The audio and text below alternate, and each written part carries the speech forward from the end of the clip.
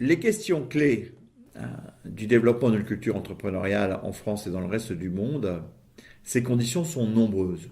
J'avais envie de souligner peut-être une qui pour nous est essentielle, c'est simplement de donner l'envie d'entreprendre.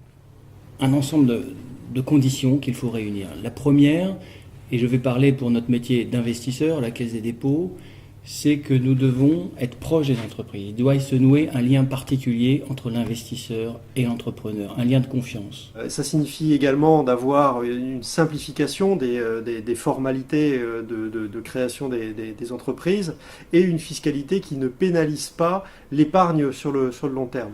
Après quoi, il y a un deuxième aspect très très important, c'est l'accompagnement de l'entrepreneur et notamment du petit entrepreneur avec des maisons de l'entreprise, avec des structures d'accompagnement diverses et variées, des aides à la formation, des aides à la comptabilité. Et puis, bien entendu, le troisième aspect important est celui des moyens financiers divers et variés. Notre objectif, c'est de faciliter l'arrivée des entreprises étrangères, entrepreneurs étrangers en France. Et pour ça, nous avons deux préoccupations principales.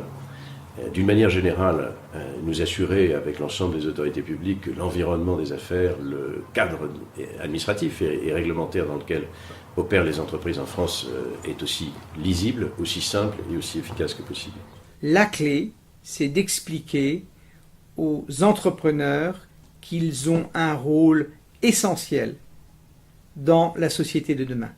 La société globalisée, la société de compétition, elle repose sur les entrepreneurs.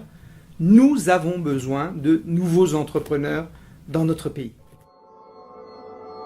Le message que je voudrais leur passer, mais comme à tous les entrepreneurs, c'est que dans cette période de crise, la crise c'est aussi une formidable opportunité. Et qu'il ne faut absolument pas lever le pied, qu'il ne faut absolument pas se replier sur soi. Les financements existent et il faut qu'ensemble nous construisions les meilleurs projets pour le devenir de notre pays, mais aussi de l'économie mondiale.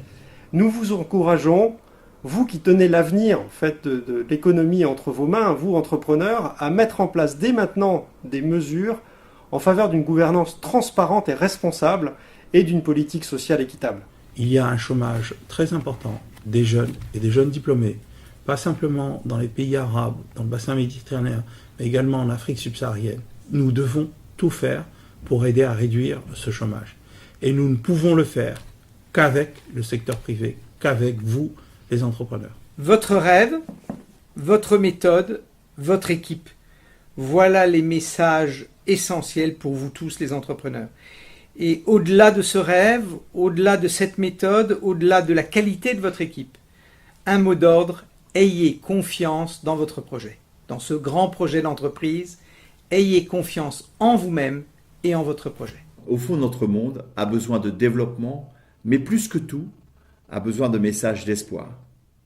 Et vous, les 400 chefs d'entreprise des 20 pays du G20, vous êtes venus aujourd'hui à Nice pour parler que c'est possible de croire en l'avenir, qu'il est possible de se développer, qu'il est simplement possible d'espérer en demain. Et donc, j'ai simplement envie de vous demander de continuer et encore plus de porter par votre expérience ce message d'espoir.